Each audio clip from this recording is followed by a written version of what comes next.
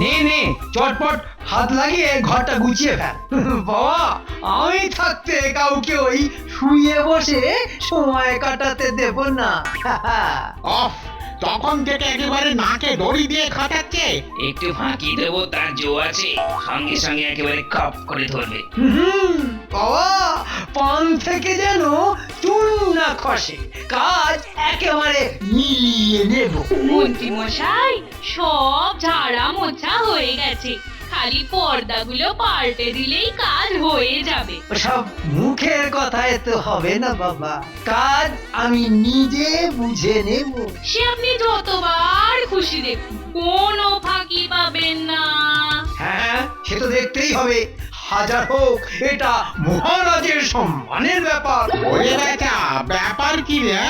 মনে হচ্ছে তো বিশাল ব্যাপার। কোন অতিথি আসছে কে জানে, যার জন্য এত তোড়জোড়। আরে কি রে, কাজ থামালি কেন? কম কথা বলে বেশি করে কাজ কর, বুঝেছিস? কেন, কোনো কাজ পাগল লোক আসছে নাকি? হ্যাঁ, তার সঙ্গে কম কথার মানুষও বটে, বুঝেছো?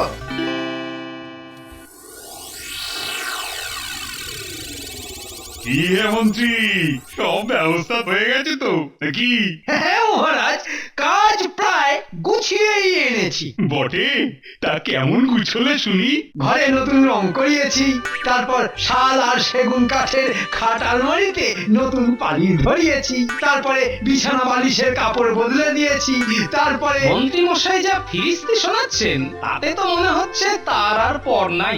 সত্যি মন্ত্রী, ও তুই যা করেছো না, যাকে বলে একেবারে ফাটাফাটি। এটা ইলাহি আয়োজন, একেবারে জামাই আদরের ব্যবস্থা। আরে ব্যাপারটা তো সেরকমই। সব কথা একে যেন একেবারে খুলে বলতে হবে। হ্যাঁ, খাম্বাজ রাজার একমাত্র জামাই আসছে রাজকীয় সফরে। খ্যাটন তাহলে বেশ ভালোই জমবে মনে হচ্ছে। এই রে, ইস, এগুলো তো আগে খেয়াল করিনি। হ্যাঁ, কি হলো আবার? কি খেয়াল করনি? না মানে জামাই বাবাজির জন্য কয়েকটা জিনিস জোগাড় করা হয়নি, এই আর কি। এমা, সে কি এখনো জোগাড় করা বাকি?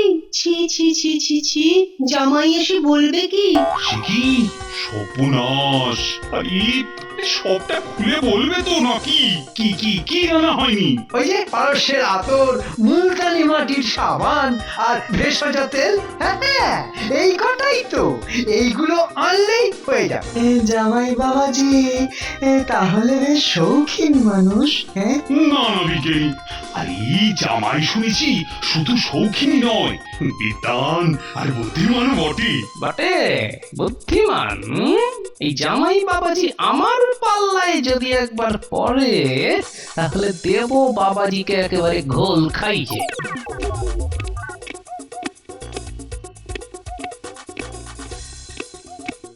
মহারাজ, খাম্বাজ রাজ্য থেকে বিশেষ অতিথি এসে গেছেন। হ্যাঁ হ্যাঁ, সব সময় ওর কাছে কাছে থাকবে, যেন ওর কোন রকম অসুবিধা না হয়।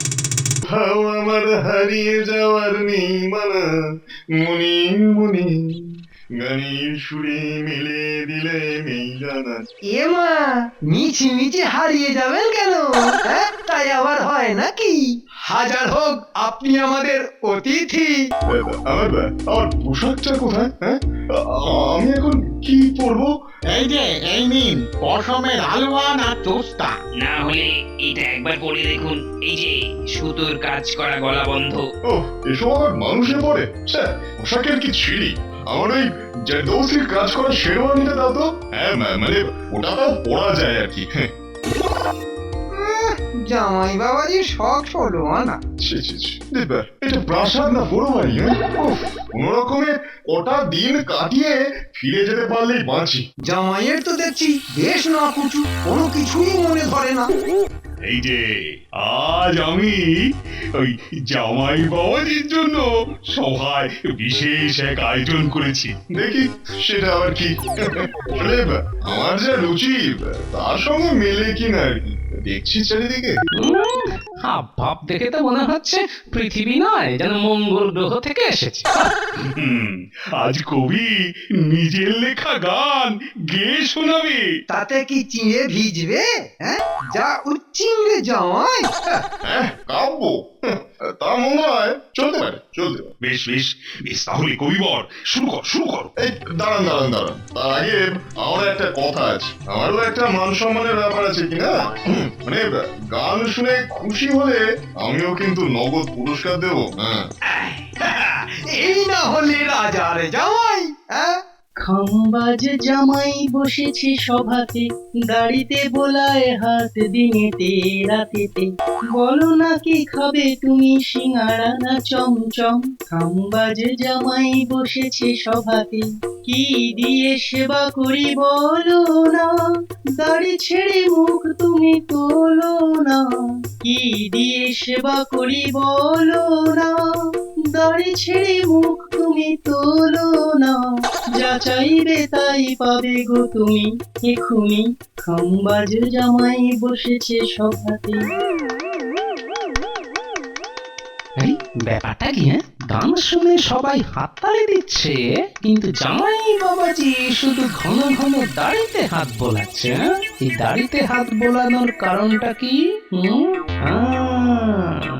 আমি যেন অন্যরকম একটা গন্ধ পাচ্ছি।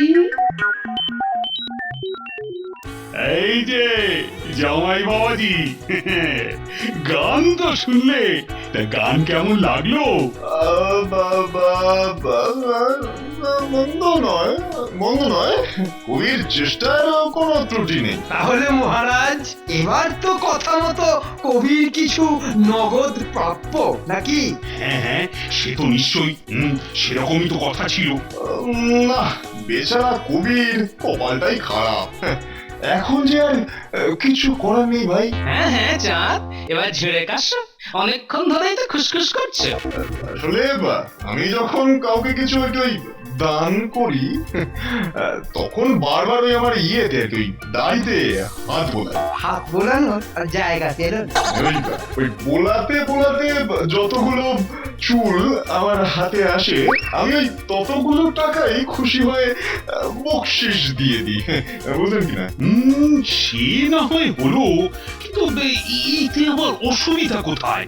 না মানে আমি তো কিছুই বুঝতে পারছি না। না, কিন্তু আজ এতক্ষণ ধরে বোলাচ্ছি আমি আর কি, ওই দাড়িতে হাত বোলাচ্ছি, কিন্তু একটা চুলও কিন্তু আমার হাতে আসেনি। সুতরাং আমার কিছুই করার নেই।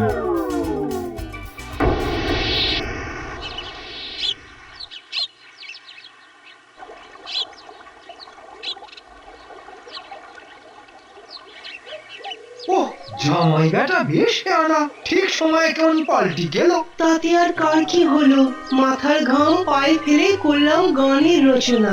জামাই বাবাজি তাতে ফেলে দিল এক ফোঁটা চোনা। না না কবি, এতে এত ভেঙে পড়লে চলবে না। তোমার কপালে দেইকো ঘি, ঠক ঠকালে আর হবে কি? বুদ্ধি বলি হারি, কোথায় মন মরা কবিকে সামলাবে তা নয়, উনি আবার কাটা ঘায়ে নুনের ছিটে দেন। না, নুন কেন? আমি তো সবসময় কবির গুণই গাই। কবির জন্য যদি অতই দরদ, তাহলে ওই জামাইকে কি করে টাইট দিতে হয় তার একটা উপায় বার করো তো দেখি। হ্যাঁ, খুব ইচ্ছে করে বেটাকে দিয়ে আচ্ছা করে, কিন্তু আমার তো এই হাড় গিলে বডি হবে না। তা কি যে করি? কাকে বলছো এসব? হ্যাঁ, এসব কথা কি সবার ঘটে ঢুকবে? হ্যাঁ, ও ভাব দেখা এমন যেন বুদ্ধির বৃহস্পতি। আসলে বেটা বাটুল একটা ফুটো হাঁড়ি। না, আর বোধহয় সম্ভব নয়। সে তো আমি অনেকক্ষণ আগেই বুঝে গেছি। আমারও যদি জামাইয়ের মতো ওরকম লম্বা চুল আর দাড়ি থাকতো। টেকোটার কি মাথা খারাপ হয়ে গেল নাকি? হ্যাঁ,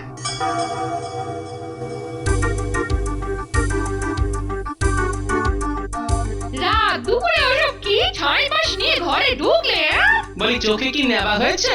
দেখছে না এসব সুগন্ধি তেলের শিশি? ওরে বাবা, টেকোর সাজ রেটি মন্দ নয়, মাথায় একটাও চুল নাই, এদিকে হরেক রকম তেল এনে হাজির।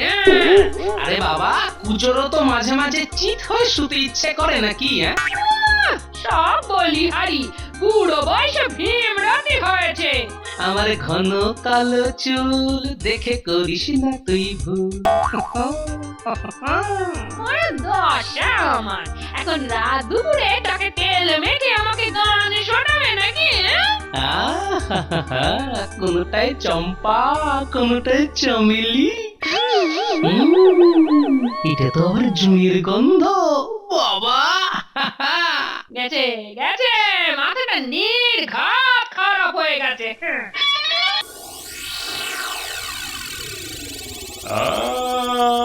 আজ দেখছি জামাই বাবাজির দাড়ি আর চুলে বেশ যত্ন করে তেল মাখানো। মানে এটা তো আমার প্রতিদিনের অভ্যাস, এটা নতুন কিছু নয়। আজ তো দেখে মনে হচ্ছে জামাই বাবাজির মনটাও বেশ ফুরফুরে।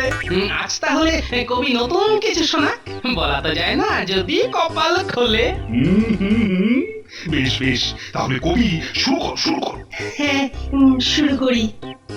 তোমায় শোনাবো বলে এ গান লেখা, আমার তোমার সেই কবে হলো দেখা। কি মুশকিল, কি চুকোচ্ছে, কি চুকোচ্ছে, ওই বাবা মরে গেল না চুলকে চুকে, ওই বাবা তো চুকোচ্ছে কেন বলতো? মানে এইসব কি হচ্ছে? আহা, আরে ব্যাপারটা কি? জামাই বাবাজি মনে হচ্ছে এবার চুলকে চুলকে দাড়ি উড়ে গেল। সবে তো দাড়ি, এখনো তো পাগড়িতে হাত পড়েনি।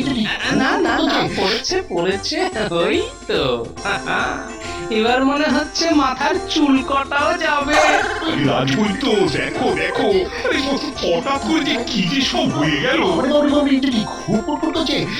না না না না মহারাজ, গতি সুবিধার ঠেকছে না, কিন্তু কিন্তু এটা হলো কি করে?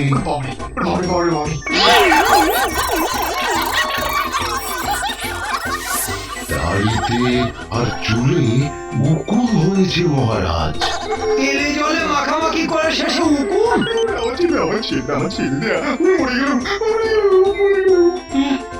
কিন্তু এই উকুন সারানোর কোনো না কোনো উপায় তো থাকবে। মনে হচ্ছে একটা কড়া দেখে ওষুধ দিতে হবে। কিন্তু তাতেও কি শেষ রক্ষা হবে? না মানে তাতে কি মনে হচ্ছে হুকুম সেরে যাবে? অবশ্য যা অবস্থা, তাতে মনে হয় না ওই ওষুধে কাজ হবে।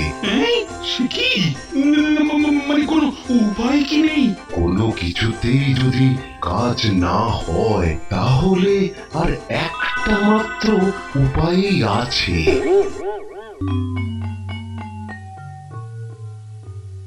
ভাগ্যিস রাজবৈদ্য ছিল। ওহ, না হলে যে কি হতো।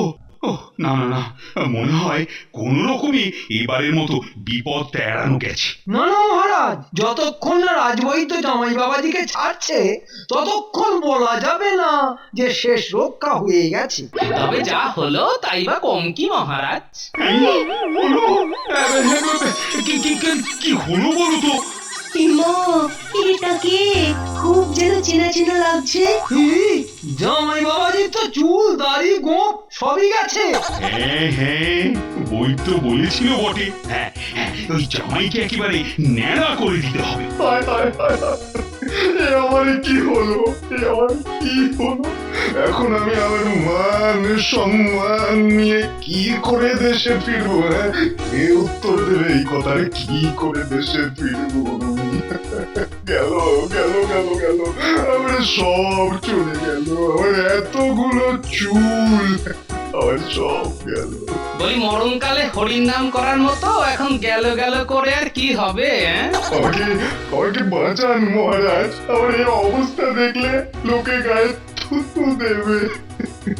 কিন্তু ওই যে চুল নিয়ে চুলোচুলি আর দাড়ি নিয়ে বাড়াবাড়ি, আর হবে না বাড়াবাড়ি, কিচ্ছু হবে না, আর কখনো এরকম করবো না মহারাজ। সে না হয় হলো, কিন্তু আপনার দাড়ি টানাটানিতে যে কখানা চুল উঠেছিল সেই হিসেবে কবির তো কিছু প্রাপ্য হয়। মানে মানে আচ্ছা আচ্ছা, এই নাও কবি তোমার পুরস্কার। বাবা বাবা, ভালো ছেলে, ভালো ছেলে। তুমিও তাহলে এই নকল দাড়ি গোঁফ আর চুল লাগিয়ে মানে মানে সরে পড়ো, না হলে সে আর বলতে, কেন যে শ্বশুরের কথায় আপনাদের জব্দ করতে এসেছিলাম, আমার ঘাট হয়ে গেছে, আমার ঘাট হয়ে চলে যাবো, আমার আর আসে।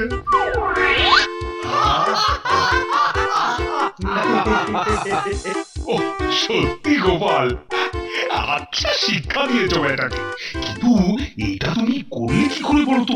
মহারাজ, আমি কায়দা করে তেলে উকুন ছেড়ে সেই তেল কেলে পচাকে দিয়ে জামাইয়ের তেলের সঙ্গে পাল্টা পাল্টি করে দিয়েছিলাম, আর তারপরই জামাই বাবাজি 11টা নয় 12টা নয়, পুরো চুলকে 14টা বেজে গেছে।